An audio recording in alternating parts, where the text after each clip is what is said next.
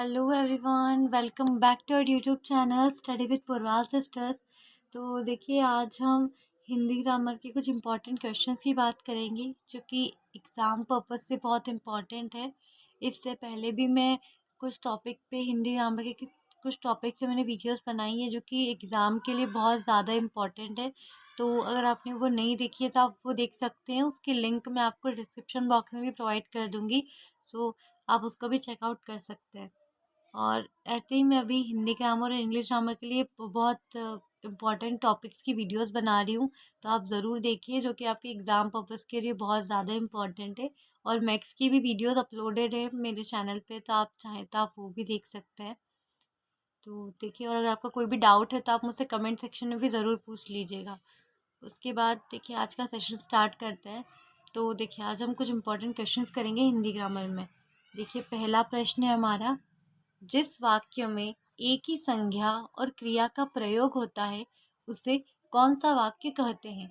तो देखिए क्या बोला है, जिसमें एक ही संज्ञा और क्रिया, और एक ही और संज्ञा क्रिया किसमें होती है, जो सरल वाक्य या साधारण वाक्य भी हम जिसे कहते हैं। जो क्या होता है, सरल वाक्य होता है, उसमें एक ही संज्ञा और क्रिया का प्रयोग होता है। तो इसका आंसर हो जाएगा सरल या साधारण वाक्य।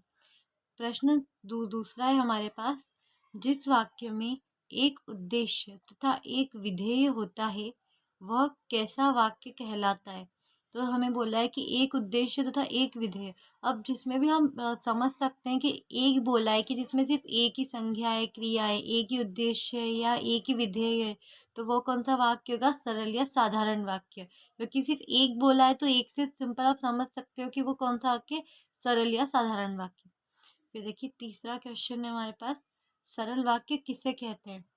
तो देखिए, सरल वाक्य में क्या होता है, एक ही भाव प्रकट करने वाले वे वाक्य जिनमें एक क्रिया तथा एक कर्ता होता है सरल वाक्य कहलाते हैं। इसमें हमें ये बोला है कि जिसमें एक ही भाव प्रकट करते हैं, जो वाक्य जिनमें एक ही क्रिया और एक ही कर्ता होता है, उन्हें हम क्या कहते हैं, सरल वाक्य कहते हैं। उसके बाद देखिए, प्रश्न चौथा है हमारे पास, रचना के आधार पर वाक्य के कितने प्रकार होते हैं। तो देखिए, हमें अब बताना है कि रचना के आधार पर वाक्य के कितने प्रकार होते हैं। तो रचना के आधार पर 3 प्रकार होते हैं वाक्य के, सरल या साधारण वाक्य, मिश्रित वाक्य तथा संयुक्त वाक्य होते हैं। ये जो होते हैं, हम वाक्य दो दो भेद होते हैं, मतलब दो प्रकार से हो सकते हैं, एक रचना के आधार पर और एक अर्थ के आधार पर। तो ये रचना के आधार पर 3 भेद रहते हैं। ये क्वेश्चन इंपॉर्टेंट है, ये आता है बहुत बार एग्जाम में। तो आप चाहे इसको याद रखिएगा कि सरल या साधारण वाक्य, मिश्रित वाक्य तथा संयुक्त वाक्य जो होता है वो रचना के आधार पर वाक्य के भेद होते हैं। ये भी आपसे पूछ सकते हैं कि रचना के आधार पर भेद है या अर्थ के आधार पर। तो हमें लिखना है कि ये रचना के आधार पर ये 3 भेद होते हैं। उसके बाद देखिए, इसमें बोला है मिश्रित वाक्य किसे कहते हैं। हमारा 5वां प्रश्न है कि मिश्रित वाक्य किसे कहते हैं। तो देखिए उत्तर, जब मूल वाक्य में जब मूल वाक्य के साथ एक या अधिक वाक्य और भी मिले होते हैं, तब वह वाक्य मिश्रित वाक्य कहलाता है।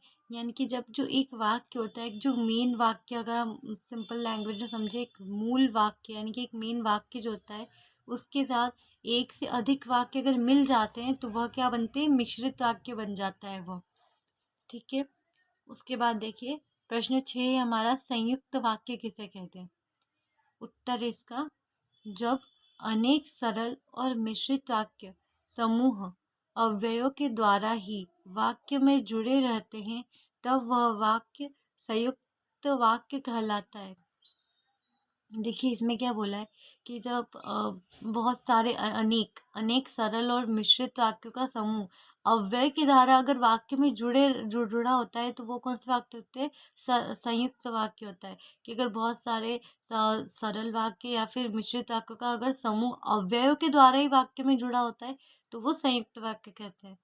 तो उसके बाद देखिए, प्रश्न 7वां है हमारे पास, कौन सा है, अर्थ के आधार पर वाक्य के कितने प्रकार होते हैं। हमसे क्या पूछा है कि अर्थ के आधार पर कितने प्रकार होते हैं। देखिए, अर्थ के आधार पर कुल 8 प्रकार होते हैं। देखिए, और यहाँ पर लिख रखा है, देखिए अर्थ के आधार पर वाक्य के कुल 8 प्रकार होते हैं। तो देखिए, हमेशा याद रखिएगा कि रचना के आधार पर तीन तीन भेद होते हैं और अर्थ के आधार पर 8 भेद होते हैं। तो पहला कौन सा है, पहला है हमारा विधिवाचक, पहला है विधिवाचक, दूसरा है निषेधवाचक, तीसरा है आज्ञार्थक, चौथा है प्रश्नवाचक, पांचवा है विस्मयादिबोधक, सिक्स्थ है इच्छाबोध, सातवां है संदेह सूचक तथा आठवां है संकेतार्थक होते हैं, यानी कि संकेतार्थक। तो देखिए कौन कौन सा, एक बार आप भी मेरे साथ बोल लीजिए तो आपको याद हो जाएगा। पहला है विधिवाचक, निषेधवाचक, आज्ञार्थक, प्रश्नवाचक, विस्मयादिबोधक, इच्छाबोध, संदेह सूचक तथा संकेतार्थक। आई होप कि आपको समझ में आया होगा और याद भी हुए होंगे कुछ।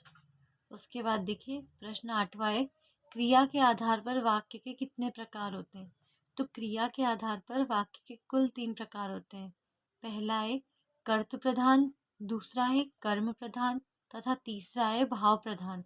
तो ये 3 क्रिया के आधार, अगर क्रिया के आधार पर वाक्य की बात करें तो क्रिया के आधार पर 3 वाक्य के भेद होते हैं।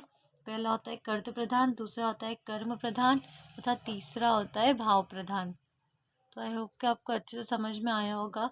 अगर आपको कोई भी डाउट आ रहा है तो आप मुझसे कमेंट सेक्शन में पूछ सकते हैं। आपको किसी और टॉपिक पे, स्पेसिफिक टॉपिक पे वीडियो चाहिए तो अभी वो भी आप मुझे कमेंट कर सकते हैं।